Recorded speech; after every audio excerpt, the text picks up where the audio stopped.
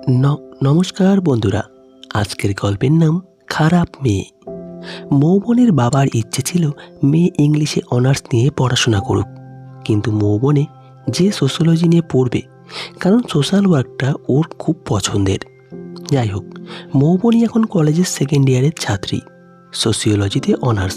তবে এই সাবজেক্টটা শুধু বইয়ের পাতায় না, সোশ্যাল ওয়ার্কটা ওর বাড়ি থেকে শুরু করে একেবারে রাস্তায় অবধি যখনই সুযোগ পায় তখনই করে।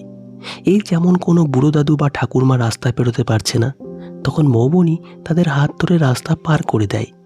ওর বাড়িতে কাজ করে গীতা মাসি, তার ছেলেকে বিনা পয়সায় সপ্তাহে 4 দিন পড়িয়ে দেয়। আবার পাড়ার কোনো দাদু হঠাৎ অসুস্থ হলে সবার আগে হাসপাতালে খবর দিতে যাওয়া, এই সবই ওর রোজগার রুটিনের একটা পার্ট। ওর এই স্বভাবটার জন্যই ওকে সবাই ভালোবাসে। ছোট বড় সকলেই ওর ভক্ত। পাড়াপড়শি থেকে কলেজের স্যার, ম্যাম কি বন্ধুমহল, প্রত্যেকের মুখের একটাই কথা, মৌবনীর মতন মেয়েই হয় না। মৌবনীর বাবা দীপকবাবুরও বড় মেয়েকে নিয়ে খুব অহংকার, আর হবে নাই বা কেন। পড়াশোনা থেকে নাচে গানে মেয়ের সুনাম সর্বত্র। কথায় কথায় তাই ছোট মেয়ে ময়ূরাক্ষীকে বলে, দিদিকে দেখে কিছু শেখো। মৌবনীর প্রত্যেকটা দিন কাটত একটা হাসি মুখেই বেশ। একটা সুন্দর ছন্দ ছিল ওর জীবনে, কিন্তু ভাগ্য বলে একটা কথা আছে, যেটা কোনো এক লহমায় একটা জীবনকে বদলে দিতে পারে, একটা শান্ত জীবনকে তোলপাড় করে দিতে পারে। সেই ভাগ্যই মৌবনের অপেক্ষা করছিল। রোজ কলেজ থেকে ফেরার পথে সুমিত বলে একটা ছেলে ওকে ফলো করত। রাস্তায়, কলেজের গেটের বাইরে, বাস স্টপে, বাড়ির সামনে, চায়ের দোকানে দুটো চোখ সব সময় মৌবনীকে নজর রাখত। মৌবনীর সাথে এই ঘটনাটি ঘটেছে দিন 15 ধরে। মৌবনী ব্যাপারটা খেয়াল করেছিল। ভাবত, রাস্তায় তো হাজার রকম ছেলে থাকে, মেয়ে দেখা অনেক ছেলেরই স্বভাব, এই ছেলেটাও সেই দলেরই হবে হয়তো। কিন্তু সেই দিন বুঝেছিল যে এই ছেলেটা আর 5টা ছেলের মতো নয়। বিকেলে কলেজ থেকে বেরিয়ে বাসে বসে মৌবনী ভাবছে, বাড়িতে গিয়ে তাড়াতাড়ি ফ্রেশ হয়ে কিছু খেয়ে কোচিংয়ে পড়তে যেতে হবে। স্যার আজ ইম্পর্টেন্ট নোটস দেবেন। এমন সময় হঠাৎ দেখে ছেলেটা ওর পাশে বসে আছে। ওই ছেলেটা এসে যে কখন ওর পাশে বসেছে ও খেয়ালই করেনি। সমিত ফিরল যখন গলার আওয়াজটা শুনল। বাস স্টপের ওই ভিড়ের মাঝে সবার সামনে ছেলেটা বলল, আই লাভ ইউ মৌ। তোমার ব্যাপারে আমি সব জানি, আমার কাছে তোমার ফোন নাম্বারও আছে, তোমাদের পাশের পাড়াতেই আমি থাকি। ছেলেটাকে আজ প্রথম এত কাছাকাছি দেখলো মৌবনী। গায়ের রংটাই শুধু ফর্সা, চুলগুলো কালার করা, একেবারে রাস্তার লোফারদের মতন। মৌবনী সঙ্গে সঙ্গে মুখটা ফিরিয়ে নেয়, অপেক্ষা করতে থাকে কখন স্টপেজ আসবে। হঠাৎ বুকের ভেতরটা কেমন যেন আঁতকে উঠল। সেদিন রাত থেকে ওর মোবাইলে নানান রকম মেসেজ আসা শুরু হলো। ছেলেটা মেসেজে লিখত, তোমার হবি কি? তোমাকে সেই দিন হোয়াইট শার্টে দারুণ লাগছিল, তোমাকে দেখলেই খুব আদর করতে ইচ্ছে করে। তুমি রিপ্লাই দিচ্ছ না কেন? আমাকে পছন্দ হয়নি বুঝি? আচ্ছা, তোমার ব্রায়ের কালার কি? কি নোংরা আর অসভ্য ছেলে। সেদিন মৌবনী বাবাকে মেসেজগুলো দেখালো। বাবাই ঠিক এই ছেলেটার উপযুক্ত ব্যবস্থা করবে। দীপকবাবু পরের দিন একটা নতুন সিম কিনে মৌবনীর হাতে ধরিয়ে দিলেন। বললেন, এরপর থেকে এই নাম্বারটা ইউজ করো, আর কিছুদিন বাদে পাত্তা হচ্ছে না দেখে ও এমনি সরে যাবে, তুই অত ভাবিস না। মৌবনী ওর বাবার এই ব্যবস্থায় হতাশই হয়। অদ্ভুত তো, একবার ওর সাথে কলেজে গিয়ে তো দেখা করতে পারতে ছেলেটার সাথে। যদি ছেলেটাকে ধরে ওর বাবা কিছু কথা শোনাতো, পুলিশের ভয় দেখাতো, তাহলেই তো ছেলেটা জব্দ। যাই হোক, সিম বদলে আর কিছুদিন দেখা যাক, যদি সব মিটে যায় তো ভালো, তবে না মিটলো না কিছুই। সেই দুটো চোখ এখনও মৌবনীকে ফলো করে। সেই দিন যখন কলেজ থেকে বের হলো তখন বিকেল 4:30। বান্ধবীদের সাথে বক বক করতে করতে ও বাস স্ট্যান্ডের দিকে এগিয়ে যাচ্ছিল, কিন্তু হঠাৎ দাঁড়িয়ে পড়ল সামনে ওই ছেলেটা। আচমকা সবার সামনে ওর হাত ধরে নিল, আর সবার সামনে বলল, মৌ, তোমাকে আমি পেয়েই ছাড়বো। তুমি কি ভেবেছিলে নম্বর চেঞ্জ করলে আমি তোমাকে ছেড়ে দেবো? কখনো না। কথাগুলো কেমন যেন ঘোরের মধ্যে বলছে। মৌবনীর বুঝতে বাকি রইল না যে ছেলেটা নেশা করেছে। মৌবনের সেই দিন ধৈর্যের বাঁধ ভেঙে গেছে। এত সাহস যে সবার সামনে এসে হাত ধরে, আর না অনেক হয়েছে। মৌবনী ছেলেটার গালে একটা সপাটে চড় মারল সবার সামনে। তারপর হাতটা জোর করে ছাড়িয়ে নিয়ে এগিয়ে গেল। ভেবেছিল এতে যদি একটু লজ্জা হয়। সবার সামনে অপমান না করলে এইরকম পাবলিক কখনো বোঝে না, অসভ্য ইতর একটা। কিন্তু সেই দিন মৌবনি বোঝেনি যে এই একটা অপমান মৌবনিকে হাজার গুণ অপমান ফিরিয়ে দেবে। পরের দিন পড়ার ব্যাচ থেকে একটা বন্ধুর বাড়ি গিয়েছিল একটা নোটস আনতে। কথা বলতে বলতে কখন যে সময়ের ঘড়ি এগিয়ে গেছে বোঝেনি। 8:30 বেজে গেছে। আজ বাড়ি ফিরতে ফিরতে 9টা বাজবেই। এই ভেবে জোরে জোরে পা চালাচ্ছিল। রাস্তাটা একটু ফাঁকা, শীতের রাত তো, তবে চিন্তা নেই, আর 10-12 মিনিট হাঁটলেই ওর চেনা গলি, ওর পাড়া চলে আসবে। কিন্তু হঠাৎ পাটা থমকে গেল। মৌবনির সামনে এখন ওই সুমিত বলে ছেলেটা একটা 4 চাকা গাড়ি নিয়ে দাঁড়িয়ে।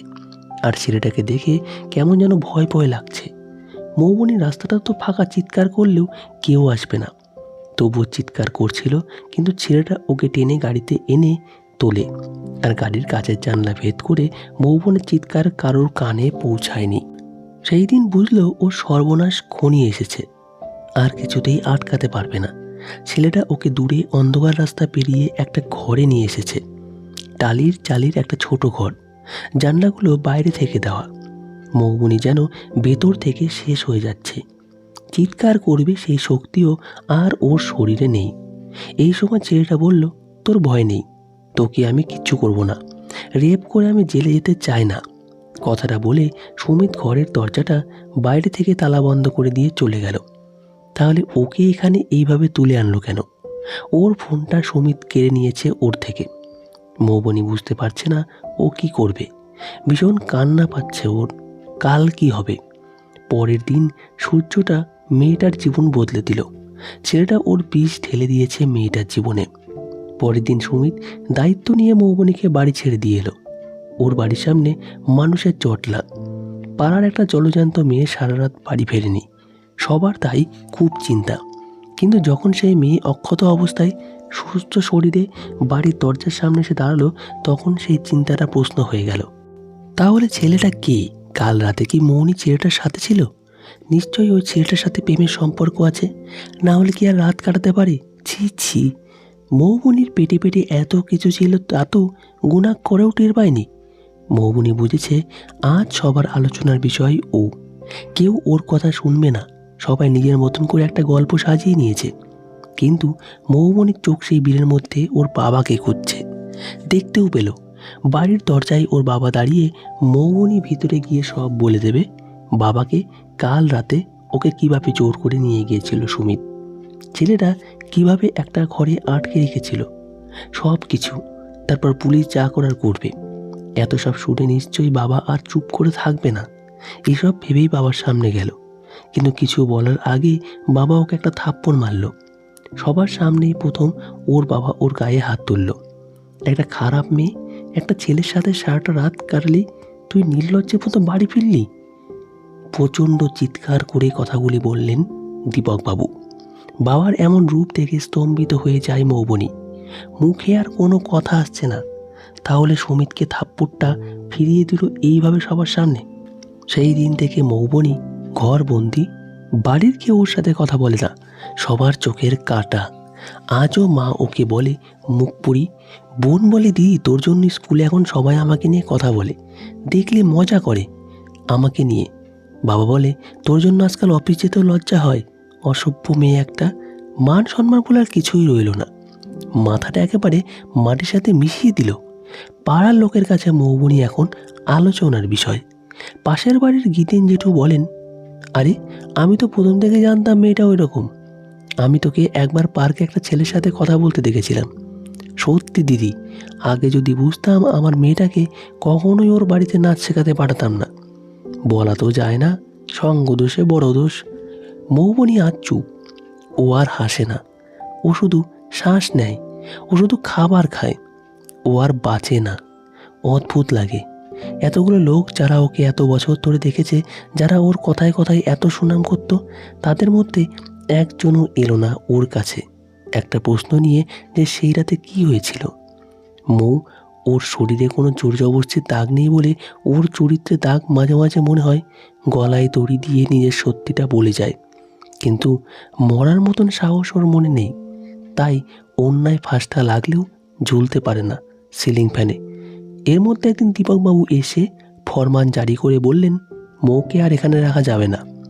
সুরমা জব্বলপুরে ওর ছোট মামার বাড়ি পাঠিয়ে দাও। যা পড়াশোনা ওখানেই হবে। এখানে থাকলেই লোকের কথা আরও বাড়বে। পরদিন থেকে বাড়ি ছাড়া হলো। নিজের কলেজ, নিজের ঘর, নিজের লোক, নিজের চেনা রাস্তাগুলো ছেড়ে ও আজ জব্বলপুরের বাসিন্দা। এই 2 বছরে ওর বাবা ওর সাথে বিশেষ কথা বলেনি। আসলে বলবে কেন? মেয়ে আজ ওনার কাছে লজ্জা। এই লজ্জাকে ঘাট থেকে নামাতে পারলে বাঁচেন। শেষ চেষ্টায় চালাচ্ছে এখন। আজকাল মৌবনি চুপ করে থাকার অভ্যেস হয়ে গেছে। তিলে তিলে মরে বাঁচার অভ্যেস হয়ে গেছে। খারাপ মেয়ের উপাধি নিয়ে বাঁচার অভ্যেস হয়ে গেছে। কলেজের গ্র্যাজুয়েশন শেষ করে ওর আবার ডাক পড়ল নিজের বাড়িতে। সেই দিন হঠাৎ অনেকদিন বাদে ওর মুখে একটা হাসি এলো। 2 বছর বাদে আবার সেই চেনা রাস্তা, চেনা মুখগুলোকে দেখবে। সময় তো অনেক কিছুই ভুলিয়ে দেয়। হয়তো এই ঘটনাটাও সবাই ভুলে গেছে। কিন্তু না, ওর ধারণা ভুল ছিল। ও যখন বাড়ি ফিরল, আজ কেউ ওকে দেখে বিশেষ খুশি না। সবার জন্য একটা দীর্ঘশ্বাস। সেই দিন রাতে দীপাবাবু আর একটা ফরমান জারি করলেন, তোর একটা বিয়ে ঠিক করেছি। ছেলের বয়সটা একটু বেশি, 40-42, আর এর আগে একটা বিয়েও ছিল। বউ মারা গেছে। কিন্তু কিছু করার নেই, তোর জন্য এর থেকে বেশি ভালো সম্বন্ধ পাওয়া যাবে না, এটুকু বুঝেছি। আর তোকে বাড়িতে বসিয়ে রাখার কোনো ইচ্ছে আমার নেই। আমাকে তো ভাবতে হবে, আমার আরেকটা মেয়েও আছে। মৌবনি আজ শেষ। দেওয়ালে পিঠটা ঠেকে গেছে ওর। এত অপমান আর সহ্য করবে না ও। আর যদি জীবন শেষ করারই হতো, অনেকদিন আগেই গলায় দড়ি দিতে পারত। কিন্তু ও তো দেয়নি। ও বাঁচতে চায়। আর এই বিয়েটা ওর কাছে মৃত্যুর সমান। তাই আজও উত্তর দিল। দৃঢ় গলায় বাবার চোখে চোখ রেখে বলল, না বাবা, এই বিয়ে আমি করব না। তবে তোমার কোনো চিন্তা নেই। আমার নামের সাথে তোমার নিজের নাম জড়াতে খুব মনে লাগে, আমি জানি। তাই আজ আমি নিজেই এই বাড়ি ছেড়ে চলে যাচ্ছি। আর ফিরব না।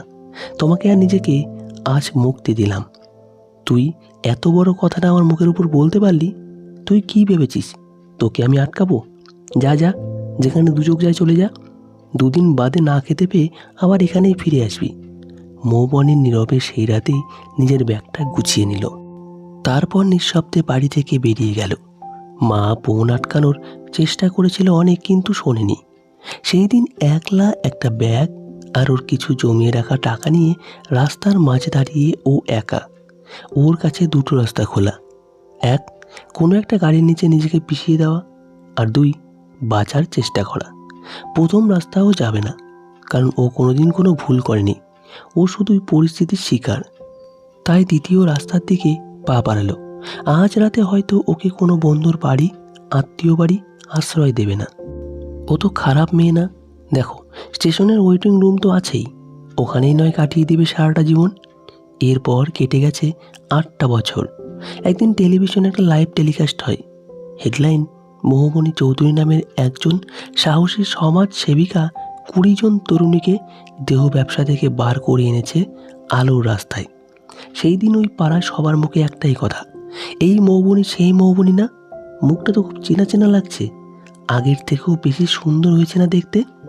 সেই দিন দীপকবাবুর নিজের মেয়েকে একবার সামনে থেকে দেখতে ইচ্ছা করছিল খুব, কিন্তু মেয়ের সামনে যাওয়ার মতন মুখ নেই আজ। সেদিন থেকে আর কখনো দীপকবাবু আয়নার সামনে দাঁড়িয়ে নিজের চোখের সাথে চোখ মেলাতে পারেনি। চোখ দুটো কেমন নিচে নেমে যায়। আজকাল বোধহয় বিবেকের ধ্বংস হয়েছে। তো বন্ধুরা, আজকের এই গল্পটি এখানেই সমাপ্ত। গল্পটি কেমন লাগলো অবশ্যই কমেন্টে জানাবেন। ভালো লাগলে লাইক দেবেন। ধন্যবাদ সকলকে।